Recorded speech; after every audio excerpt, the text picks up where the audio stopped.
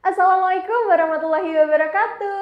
Halo Sobat Ekonomi yang ada di seluruh Nusantara. Selamat datang lagi di Economic Echo Podcast, where inspiration with conversation bersama Dewi Nurika di sini.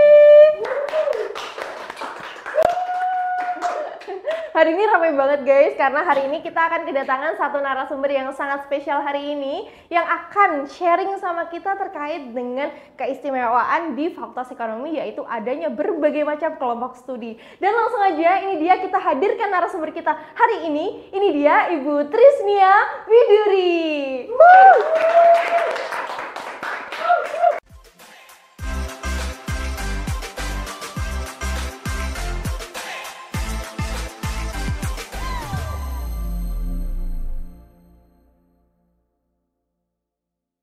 Oke teman-teman, sekarang bersama kita di sini narasumber yang sangat spesial hari ini, Ibu Trisnia Widuri. Selamat datang Bu di Economic Echo Podcast. Oke. Gimana kabarnya hari ini Bu? Alhamdulillah baik sekali. Alhamdulillah. Hari ini saya mewakili teman-teman yang ada di rumah mau tanya-tanya nih Bu seputar salah satu keistimewaan di Fakultas Ekonomi, yaitu banyaknya kelompok studi yang ada di sini. Kenapa sih Bu kok ada kelompok studi di Fakultas Ekonomi itu kenapa? Oke, terima kasih. Jadi gini ya. Perkembangan saat ini prestasi mahasiswa merupakan salah satu indikator kinerja perguruan tinggi gitu. Oleh karena itu kami dari Fakultas Ekonomi sangat mendorong prestasi mahasiswa. Artinya kita membackup mulai dari biaya, akomodasi dan lain sebagainya. Untuk itu kami membuat kelompok studi agar mahasiswa itu lebih terarah, prestasinya lebih jelas, lebih terorganisir seperti itu. Oh, keren. Berarti memang tujuannya adalah untuk mahasiswa ya Bu ya? Iya, untuk prestasi mahasiswa, untuk prestasi mahasiswa. Keren. Kalau boleh tahu Bu, apa aja sih Bu, program kelompok studi yang ada di Fakultas Ekonomi? Sebenarnya banyak banget ya kelompok studi ya. Jadi ini ada yang akademik, ada yang non akademik. Kalau yang akademik itu berarti yang sesuai sama kompetensi kita di Fakultas Ekonomi di bidang manajemen ataupun akuntansi gitu ya. Ada juga yang non akademik, itu yang di luar kompetensi mata kuliah seperti itu ya.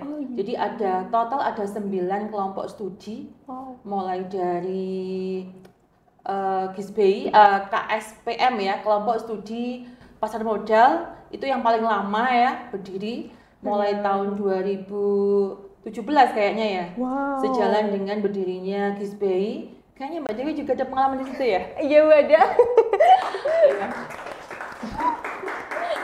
Kemudian ada Duta FE. Kalau Duta FE itu merupakan kumpulan dari mahasiswa-mahasiswa alumni Duta. Jadi setiap tahun kita adakan festival ekonomi. Di situ kita menjaring mahasiswa berbakat ya, dan membentuk kelompok Duta FE itu. Itu adalah wajahnya ekonomi, bahkan Uniska gitu ya, di mana mempresentasikan bahwa mahasiswa Uniska itu good looking, kemudian cerdas gitu ya, berprestasi juga, attitude baik juga gitu. Dan itu sangat kami banggakan ya. Wah, keren banget. Kemudian tangan lagi dong. Ya Bu, apa lagi Bu? Kemudian Duta itu bahkan kita sempat ya, anak Duta itu menjadi Panji Galuh ya. Panji Galuh. Jadi pemenang kompetisi pageant ya di tingkat kota Kediri. Kediri. Wow. Kemudian setelah itu ada GYU itu Global Youth Uniska, itu memfasilitasi mahasiswa yang ingin meningkatkan kompetensi dalam berbahasa Inggris. Berbahasa Inggris, keren. Dan kita sudah mengirimkan tepuk tangan lagi dong. Kita sudah mengirimkan perwakilan GYU itu ke summer school di Malaysia. Kemudian ke acara biasa contekan boleh nggak ya? Boleh Bu, boleh. Saking banyaknya ya. Wah, sampai ajang internasional juga ternyata. International Youth Exchange and Conference yang di 3 negara itu kita mengirimkan ke situ juga. Perwakilan dari Uniska gitu ya. Kemudian desain grafis, kemudian ada kelompok studi kewirausahaan. Mereka juga mengikuti kompetensi bisnis plan dan juga pembiayaan PKM. Jadi kalau ada mahasiswa yang ingin mengirimkan proposal PKM dapat pembiayaan, bisa gabung di kelompok studi kewirausahaan. Wih, keren banget. Ada lagi klub pajak ya, klub pajak ini untuk mahasiswa akuntansi ya. Klub pajak itu juga prestasinya sangat luar biasa karena dia menang berbagai lomba tingkat nasional, nggak cuma tingkat regional aja, tapi tingkat nasional. Kemudian yang fenomenal beberapa akhir ini adalah agen statistik. Agen statistik itu kerjasama Uniska sama BPS. Dia sempat memenangkan 15 besar tingkat nasional Indonesia Sensus Film Festival dan 5 besar proyek statistik tingkat provinsi Jawa Timur. Wih, keren banget Bu. Berarti memang sudah sangat-sangat spesial sekali dan sangat luar biasa berbagai kelompok studi dengan prestasi-prestasinya yang sangat luar biasa. Dan untuk bisa kita sebagai mahasiswa bisa masuk ke situ tuh ada proses rekrutmennya nggak sih Bu? Iya, sebenarnya kalau untuk mahasiswa baru kita buka proses rekrutmen itu ketika mereka mulai baru semester awal ya. Kita masuk buka, gitu ya, Bu? iya kita buka rekrutmen via Google Form, kita sebar. Dan untuk awalnya yang beberapa tahun yang lalu itu kita wajibkan ya memang ya semua mahasiswa harus masuk gitu ya. Kalau yang ini kita sukarela jadi karena memang sudah lumayan tersosialisasi dengan baik sehingga mahasiswa bisa memilih sesuai dengan kompetensi atau kemampuan atau minat mereka gitu. Oh gitu, karena berbagai macam kegiatan tuh ada betul, ya Bu. Tapi ada nggak sih Bu, mungkin Bu Trisnya bisa sedikit spill nih ke saya dan teman-teman yang ada di rumah soal kegiatan-kegiatan dari masing-masing kelompok studi Bu? Iya, jadi umumnya kelompok studi itu yang pertama melakukan kajian ya. Jadi mereka secara rutin itu ada kajian, misalkan seminggu sekali gitu ya. KSPM juga ada kajian, GIU juga sama ada kajian, Duta pun ada pertemuan seperti itu. Terutama biasanya mereka tuh membahas, berdiskusi tentang topik hangat pasar modal, misalkan seperti itu. Atau kalau GIU itu ada kajian setiap bulan berbahasa Inggris, membahas topik-topik yang lagi in gitu ya, sehingga mahasiswa anggotanya itu bisa meningkatkan kemampuan bahasa Inggrisnya gitu. Wah, keren. Klub pajak juga sama, jadi mereka melakukan pertemuan setiap bulannya untuk membahas atau meningkatkan kompetensi di bidang mereka masing-masing. Wah, keren banget, tepuk tangan dulu dong. Maaf ya Bu, agak rame karena memang sangat luar biasa ternyata untuk kelompok studi yang ada di Fakultas Ekonomi. Terus Bu, apakah dengan kehadiran kelompok studi ini bisa meningkatkan kualitas pembelajaran dari mahasiswa itu sendiri Bu? Oh iya dong, itu pasti ya, apalagi untuk hal-hal yang bersifat akademis ya, seperti pajak, kemudian GIU gitu ya. Pajak itu sangat mendukung, mendukung mereka dalam kompetensi mereka. Dan jangan lupa kuliah itu kan tidak hanya mencari atau meningkatkan hard skill ya, tapi juga soft skill juga. Sehingga mereka itu nggak cuman pintar, tapi juga pandai bergaul, relasi yang luas kan seperti itu ya. Pengalaman juga merupakan guru yang paling berharga kan seperti itu. Guru yang paling berharga. Saya juga menyadari Bu dan aware bahwa ternyata soft skill tuh sepenting itu gitu. Betul sekali. Sepenting itu. Jadi nggak hanya hard skill aja yang penting, tapi soft skill itu juga penting banget. Dan salah satu cara meningkatkan soft skill kita yaitu dengan ikut di kelompok studi yang ada di Fakultas Ekonomi. Contohnya Mbak Dewi ini contohnya ya kan. Bisa aja Bu. Jadi malu. Lalu Bu, untuk apakah ada persyaratan khusus untuk mahasiswa yang pengen masuk ke sana? Oh nggak ada ya. Semua pokoknya harus mahasiswa ekonomi lah ya. Harus mahasiswa kalau ekonomi guys. Kalau mahasiswa teknik kemudian milundum ya nggak boleh kan gitu ya.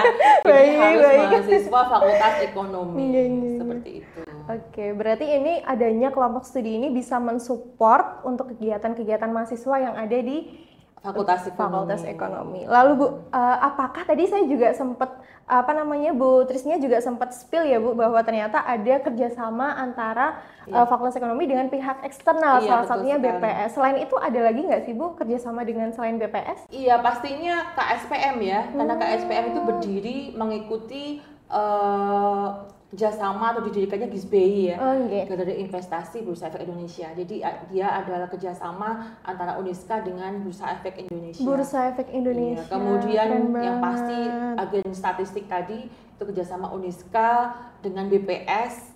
Kemudian agen pajak juga sama. Jadi klub pajak itu juga mensupport kegiatan mahasiswa di Dirjen Pajak seperti itu. Wah, keren banget. Jadi memang ada keterkaitan dengan instansi-instansi eksternal yang menghubungkan antara mahasiswa dengan mereka gitu. Berarti itu nanti juga bisa pengaruh ke karir dong, Bu? Oh, bisa banget. Bisa banget. Gimana tuh, Bu? Itu gini kan ya.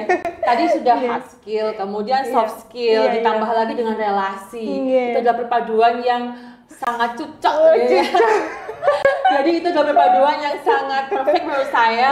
Jadi mahasiswa itu nggak cuma pintar, bagus IPK-nya, tapi juga bagus public speaking-nya, terbiasa menghadapi orang-orang dan punya relasi. Itu sangat penting sekali itu.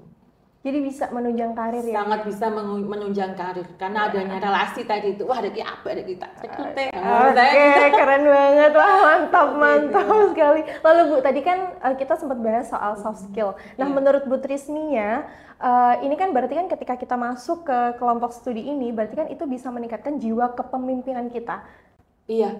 Jadi begini ya. Orang kuliah itu kenapa sih harus kuliah gitu ya? Kenapa? Padahal nasib di tangan Tuhan. Gitu ya. Ketika kita kuliah itu ya ada banyak tantangan di situ. Itu mengasah kemampuan kita. Secara kelompok studi tadi mereka terlibat dalam suatu acara, mereka mengikuti perlombaan, mereka punya tantangan untuk bisa memenangkan suatu kompetisi. Itu adalah hal yang sangat penting ya, sehingga mereka bisa mengasah jiwa kepemimpinan mereka, kemandirian juga gitu ya. Nanti ketika dia di dunia kerja, maka itu semua akan sangat berguna. Bagi mereka seperti itu. Wah, keren banget. Tapi Bu, untuk setiap kelompok studi, ini pertanyaan yang muncul tiba-tiba aja gitu. Tapi setiap kelompok studi itu sebenarnya ada yang menghandle nggak sih Bu? Koordinatornya itu dari siapa gitu Bu? Ada nggak Bu? Karena memang awalnya kita ingin membuat suatu prestasi yang terstruktur gitu ya, maka setiap kelompok studi itu tentu ada dosen pembimbingnya. Jadi masing-masing kelompok studi ada dosen pembimbingnya. Misalkan kayak Kisbe itu dibimbing oleh Bapak Edi Mudianto, kalau Duta itu Bu Zulfia gitu ya, kalau klub pajak itu Bu Sahara gitu, dan masih banyak lagi yang lainnya. Jadi karena itulah makanya diharapkan kelompok studi tadi itu bisa prestasi mahasiswa itu bisa lebih terukur, bisa lebih meningkat lagi, bisa lebih berkembang lagi karena ada dosen pembimbingnya tadi. Jadi Anda nggak usah khawatir prestasinya akan gelambar kemana-mana karena sudah terakomodir dengan baik. Jadi ada kontrolnya ya? Ada kontrolnya dari dosen pembimbingnya tadi. Wah, keren banget. Dibimbing juga loh ya. Iya. Dibimbing juga. Bahkan didampingi. Beberapa kali itu saya mendampingi mahasiswa sampai ke Surabaya gitu ya. Ada pendamping ketika mereka kelompok pajak itu pernah lomba IAI gitu ya. Itu ke Palembang didampingi juga sama Ibu Dekan, bahkan waktu itu mendampingi mereka, memastikan mereka mengikuti perlombaan dengan baik dan selamat sampai tujuan. Keren. Wah, keren banget ternyata apa yang diberikan Fakultas Ekonomi kepada teman-teman mahasiswa yang berkuliah di sini itu ternyata sangat luar biasa dan pastinya gratis dong Bu masuk kelompok studi. Gratis dong. Nanti kalau dapat kalau ikut perlombaan kemudian mereka dapat penghargaan, juara gitu ya, pasti dapat reward dong. Sudah luar biasa itu pokoknya. Jadi udah masuknya gratis, dibimbing sama dosen, pokoknya didampingi sama dosen. Terus kalau misalkan ada prestasinya dapat reward dari Fakultas Ekonomi, keren banget. Paket lengkap lah pokoknya. Oke teman-teman, itu tadi merupakan sedikit ulasan tentang kelompok studi yang ada di Fakultas Ekonomi. Jadi buat teman-teman yang sekarang lagi bingung nih, aku mau ngapain ya kalau misalkan gabut kuliah, teman-teman bisa untuk join di kelompok studi yang ada di Fakultas Ekonomi. Pilihannya banyak banget, teman-teman gak usah bingung karena memang ada dosen juga yang mengontrol kalian, yang membimbing kalian, dan pastinya itu semua difasilitasi gratis oleh Fakultas Ekonomi. Terima kasih Bu Trisnia sudah hadir di Economic Eco Podcast, sampai lupa lagi bahagianya, dan semoga nanti Bu Trisnia bisa datang ke sini lagi untuk sharing bareng kita semua ke teman-teman yang ada di rumah. Dan jangan lupa untuk tonton Economic Eco Podcast di episode selanjutnya. Terima kasih dan wassalamualaikum warahmatullahi wabarakatuh. Dadah.